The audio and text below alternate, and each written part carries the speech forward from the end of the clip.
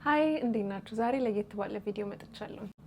በሳይኮሎጂ ትንታኔ መሰረት አንድ ሰው እድሜው ውሳኔ ለመወሰን ከደረሰበት ጊዜ ጀምሮ ማለትም በህይወቱ ባሉት ምርጫዎች፣ በትዳር አጋር፣ በስራ መስክ፣ በተለያዩ ነገሮች መወሰን የሚችልበት እድሜ ላይ ከደረሰ በኋላ የሚወደውን ነገር ወይም የሚፈልገውን ነገር መለየት ካልቻለ ይህም ምክንያቱ ለረጅም ዓመታት ከራሳቸው ይልቅ ሰዎች እንዲሆኑ የሚፈልጉትን ነገር ሲኖሩ የቆዩ ናቸው ይላል። ይሄ እኔም አለብኝ ብላችሁ የምትጠራጠሩ ከሆነ 6 ምልክቶቹን ልንገራችሁ። አንደኛ፣ ትንንሽ ውሳኔዎችን ቢሆኑ ሰዎችን ሳታማክሩ መወሰን አትችሉም። ሁለተኛው ደግሞ ለራሳችሁ ጥሩ ነገር ስታደርጉ ወይም ስትመርጡ በተደጋጋሚ ጸጸትና የጥፋተኝነት ስሜት የሚሰማችሁ ከሆነ። ሶስተኛው ደግሞ የራሳችሁን ማንነት ስለሚከብዳችሁ ከምትውሉት ሰው ጋር የራሳችሁ ማንነት የሚለዋወጥ ከሆነ።